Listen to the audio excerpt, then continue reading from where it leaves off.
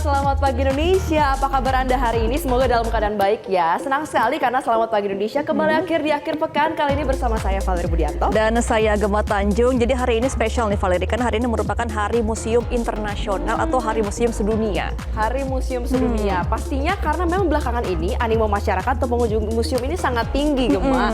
Benar-benar penuh antrian dan susah untuk mendapatkan tiket on the spot. Iya, dan juga sudah banyak kreasi yang sudah ditampilkan di museum ya. Jadi pemirsa, Hari Museum Internasional ini sudah diadakan sejak tahun 1977 dan tahun ini Hari Museum Internasional ini mengusung tema yaitu bagaimana berkembang pesat komunitas museum sedunia begitu ya. Jadi kita juga akan langsung melihat nih Valerie, bagaimana di Hari Museum Sedunia ini animo masyarakat di museum di kawasan Jakarta. Oke, banyak ya museum di Jakarta. Ada Museum Gajah, Museum Fathahillah, ada juga Museum Nasional. Nah, ada rekan kita yang juga nanti akan langsung berbicara dengan kita menelusuri salah satu museum di Jakarta saat ini. Oke, langsung saja kita sapa ya, ada rekan Febrian Ahmad yang saat ini sudah berada di kawasan Jakarta Pusat. Kita akan panggil dulu Febrian. Selamat pagi. Bagaimana nih di Hari Museum Sedunia ini di sana? Animonya tinggi nggak di sana? Selamat pagi Gemma dan juga Valerie. Sebelumnya saya mau mengucapkan ya untuk Anda semua dan juga pemirsa Selamat Pagi Indonesia, selamat Hari Museum Internasional di tahun 2025. Nah, penasaran kan seperti apa situasi di Museum Nasional tempat saya melaporkan saat ini? Selengkapnya dalam Jalan Pagi Selamat Pagi Indonesia.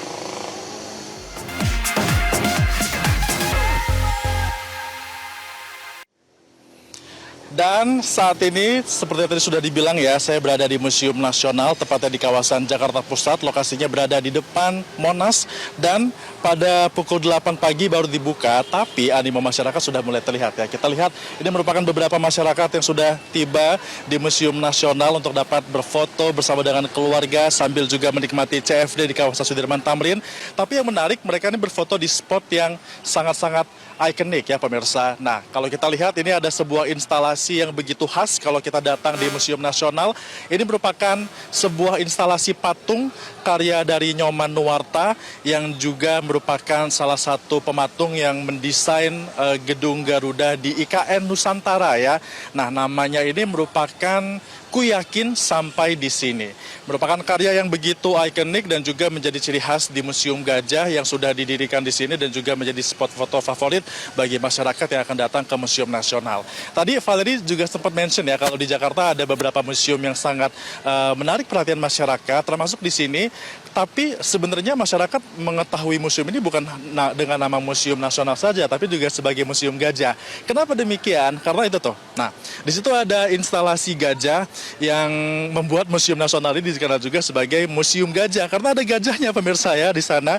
Gajah ini merupakan salah satu koleksi dari museum ini juga, di mana ini merupakan salah satu gajah yang diberikan oleh Raja Siam atau sekarang kita kenal sebagai negara Thailand ya. Dan ini merupakan pemberian dari Raja Siam kepada pemerintah kolonial Belanda dan diberikannya ini tidak waktunya sangat-sangat lama loh, sudah ratusan tahun. Karena dia sudah berada di Indonesia itu sejak tahun 1871. Artinya memang koleksi-koleksi di Museum Nasional ini begitu banyak, begitu bersejarah dan juga penting untuk dapat kita ketahui, apalagi untuk Anda semua yang tertarik dengan bagaimana melihat sejarah Indonesia dan juga mulai dari masa prasejarah, kerajaan-kerajaan sampai dengan ketika kita pasca kemerdekaan. Nah, sekarang saya sudah mau masuk ke dalam pemirsa. Karena memang sudah dibuka sejak pukul 8 waktu Indonesia bagian Barat, ada beberapa tema dan juga instalasi yang dilakukan. Di dalam itu ada ruangan untuk arca, ada juga beberapa foto-foto lukisan dari seluruh suku yang ada di Indonesia, di seluruh provinsi. Tapi yang pasti semuanya ini sudah disiapkan agar masyarakat bisa masuk ke dalam. Nah, nanti kalau misalnya masuk ke dalam, itu tiketnya ada di depan, bisa beli langsung, tapi juga kalau misalnya takut kehabisan, bisa beli melalui online dengan harga Rp25.000 saja. Kita langsung masuk ke dalam pemirsa. Selamat pagi Mas. Oke, permisi masuk ke dalam. Baik, masa sudah dibukakan ya. Nah, kita langsung masuk menuju ke area pertama pemirsa. Ini merupakan area arca yang ada di sini, langsung disambut dengan arca-arca peninggalan kerajaan dari zaman dahulu. Ini ada arca Ganesha yang merupakan salah satu putra Siwa ya, menyimbolkan ilmu, kebijaksanaan dan juga pengusir rintangan dalam agama Hindu. Nama lainnya juga adalah Ganapati dan ini ditemukan pada saat itu di lokasinya berada di Magelang, Jawa Tengah.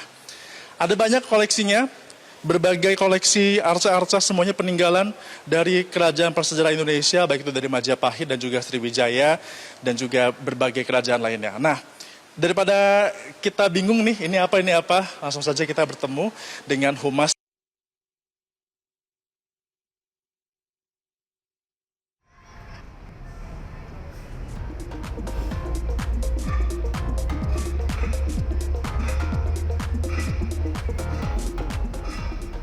Ngomongin Museum Nasional, nah, kenapa Mbak kira-kira kok belakangan nih tinggi sekali loh minat dan juga animo masyarakat buat datang ke museum ini? Oke, mungkin salah satu alasannya bisa dibilang kesadaran dari masyarakat itu sendiri ya, bahwa pentingnya untuk belajar tentang sejarah di museum itu tuh mereka sudah cukup paham. Kemudian mungkin ditunjang juga dengan tata pamer di Museum Nasional Indonesia yang memang saat ini tata pamernya baru dan lebih estetik dan instagramable lah buat teman-teman generasi muda. Kemudian juga ditunjang sama beberapa wahana-wahana kita nih yang ada di Museum Nasional, ada Paras Nusantara dan juga Imersiva yang memang menggunakan teknologi baru dan digitalisasi. Berarti memang itu cara-cara dari Museum Nasional untuk dapat terus mempertahankan agar bisa meningkatkan pengunjung. Nah, untuk target pengunjungnya memang apakah sekarang menyasar anak muda, agar anak muda bisa lebih banyak ke museum atau memang seperti apa? Sebenarnya kalau target justru kita memang menargetkan seluruh lapisan masyarakat untuk bisa datang ke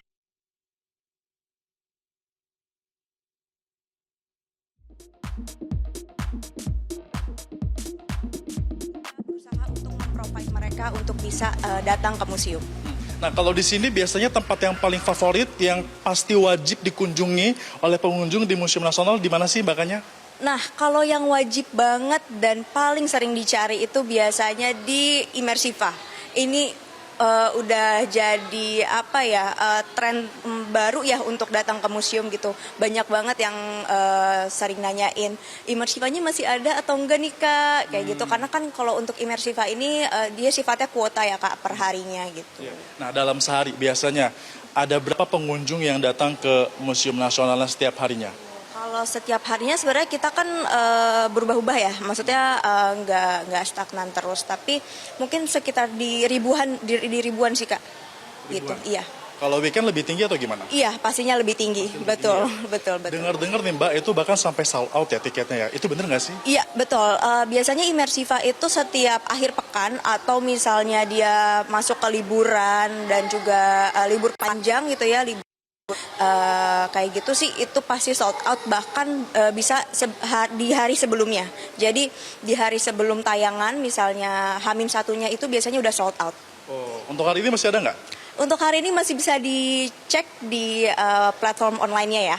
Oke, berarti hari ini masih ada kesempatan ya untuk Masih ada kesempatan bisa masuk dan juga datang. Jangan lupa disaksikan pemirsa, dicek dulu ya Mbak. Terima kasih. Saya mau lihat ke dalam lagi ya Mbak ya, Mbakanya ya. Nah, itu tadi dari Mbakanya pemirsa yang merupakan humas dari Museum Nasional. Tapi kita lihat kan, walaupun ini museum baru buka sekitar 15 menit yang lalu, tapi ternyata masyarakat yang datang ini sudah cukup ramai pemirsa. Mereka langsung menuju ke area arca dan juga candi. Tapi seperti apa kira-kira tanggapan dari masyarakat dan juga kenapa mereka senang sih untuk dapat menuju ke Museum Nasional? Selengkapnya usai jeda pariwara, tetaplah bersama kami di Selamat Pagi Indonesia.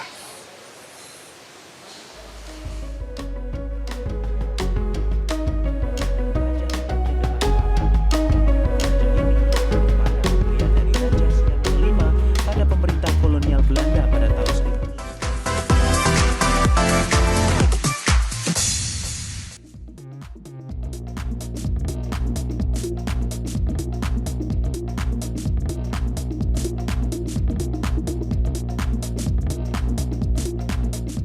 Anda masih bersama kami di Selamat Pagi Indonesia. Saya masih di Museum Nasional di Jakarta Pusat.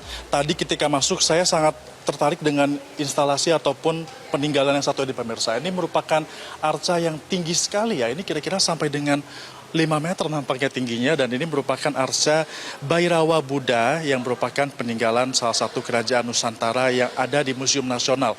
Nah, kita lihat ya, masih sangat cantik sekali dan juga masih sangat detail sekali, bahkan juga ini terawat dengan baik tentunya. Ini pasti karena adanya perawatan yang baik dan juga dari Museum Nasional yang selalu memberikan kualitas terbaik bagi masyarakat yang hadir agar bisa memastikan bahwa nanti ketika datang ini koleksi-koleksinya selalu bertambah, kemudian juga ada sejumlah kegiatan, rangkaian kegiatan yang digelar juga tematik setiap bulannya. Tentunya ini semua berjalan tanpa adanya selalu dengan kerja keras dari teman-teman dari Museum Nasional. Nah, saya sudah bergabung juga nih dengan Mbak Titis. Mbak Titis, selamat pagi. Pagi.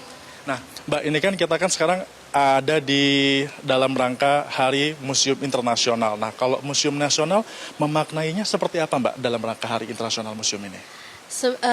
Kita sebenarnya lebih memaknai International Museum Day ini tidak hanya seremonial saja, tapi kita punya harapan bahwa museum itu akan berkembang menjadi ruang publik yang lebih inklusif, kemudian mempertemukan kemajuan teknologi dan juga bersama-sama dengan komunitas membangun museum untuk kemajuan peradaban bangsa.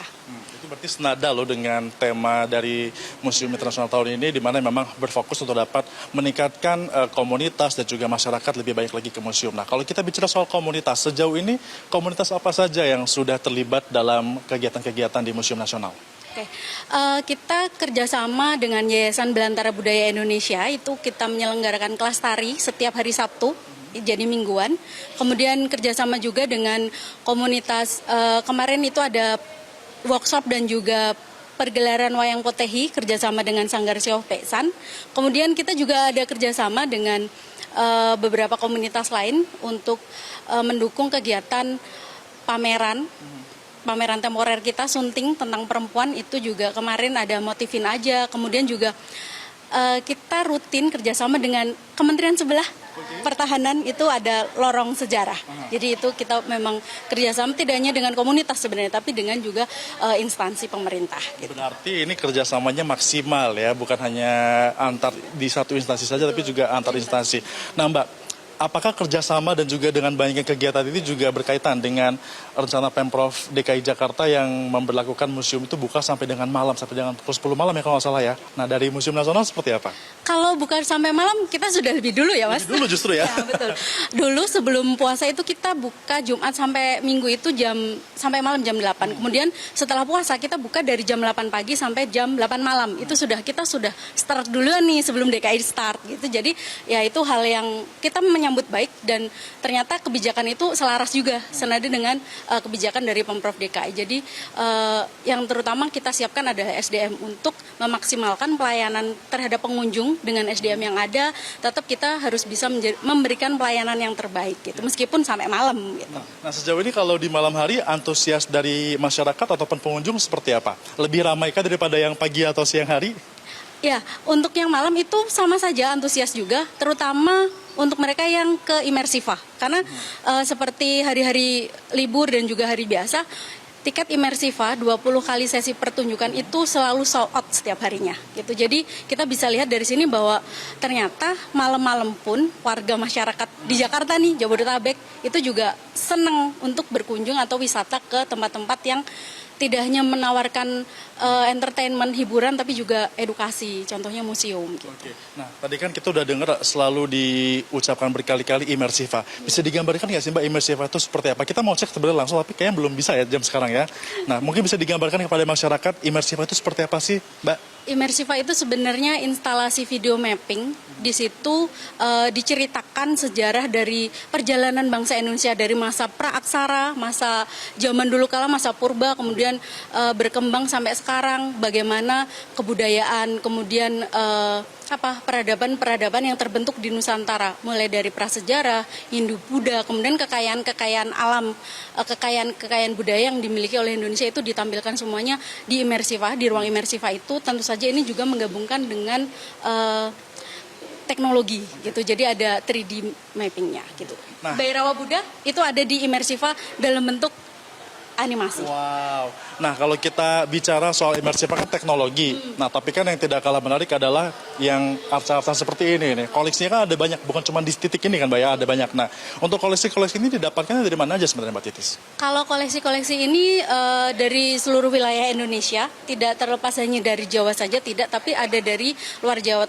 Contohnya Bhairava ini dari Sumatera. Jadi memang arca-arca yang tersebar di seluruh wilayah Indonesia yang ditemukan, selain koleksi dari Batavia Genoskap zaman dulu juga, sekarang pun kita masih menerima entah itu repatriasi koleksi dari Belanda, kemudian juga hibah dari perseorangan, itu juga kita menerima selama itu masih berkaitan dengan storyline Museum Nasional sendiri. Gitu. Nah, kalau kita lihat pastinya ini seiring dengan perkembangan zaman. Nah, tantangan yang dihadapi oleh teman-teman di Museum Nasional seperti apa untuk dapat terus melestarikan budaya museum agar masyarakat juga selalu melestarikan. Ayo kita wisata ke museum itu seperti apa? Kalau tantangan mungkin karena sekarang kemajuan teknologi ya, jadi kita berusaha untuk menyesuaikan diri. Jadi bagaimana museum ini mengemas tata pamernya dengan memanfaatkan teknologi tersebut, dan ini tentu saja kita sendiri sebagai insan museum dan juga pengelola museum harus dinamis dan juga tanggap menyikapi perubahan-perubahan zaman ini. Ini salah satu bentuknya yaitu pemanfaatan teknologi untuk menunjang tata pamer. Oke. Berarti pemanfaatan teknologi. Terakhir ini Mbak, harapannya dalam rangka Hari Museum Internasional ini apa agar masyarakat terus ingat untuk dapat ke museum? Harapannya semoga Museum Nasional lebih dikenal lagi, baik secara nasional maupun internasional. Kemudian masyarakat lebih suka datang ke museum, menghabiskan waktunya di museum, karena di museum bisa sambil belajar, kemudian juga entertainment-nya juga dapat, dan juga museum sebagai tempat menyimpan kekayaan bangsa. Jadi orang yang kenal museumnya diharapkan nanti juga kenal siapa dirinya sebagai orang Indonesia. Dalam 5 sampai 10 tahun ke depan, apa yang akan direncanakan oleh Museum Nasional kira-kira? Kita berupaya untuk menjadi museum yang lebih inklusif, itu tujuan besar kita. Jadi Museum Nasional bisa memfasilitasi semua orang, semua lapisan masyarakat dari semua golongan untuk datang ke museum. Jadi kita memang berupaya untuk menjadi museum yang lebih inklusif, lebih dinamis, dan bersama dengan komunitas membangun museum. Itu harapan. Berarti seperti itu harapannya ya Mbak Titis. Terima kasih sudah bergabung bersama kami di Selamat Pagi Indonesia. Kita coba cari pengunjung yang pemirsa ya yang sudah datang di sini. Kalau biasanya ada anak-anak SD, guru-guru, tapi Gen Z juga banyak juga yang ke museum loh. Selamat pagi, halo, saya dari Metro TV di Selamat Pagi Indonesia. Boleh wawancara dengan Mbak siapa? Saya Zaskia, Kak. Dengan Mbak Zaskia. Nah, Mbak Zaskia ini kan saya lihat kayaknya Gen Z ini pasti ya. Nah, kenapa nih Mbak Zaskia sebagai Gen Z pengen ke museum? Sebetulnya saya agak tertarik dengan kebudayaan gitu ya, Mas. Dan kebetulan ini kan Hari Museum Internasional ya.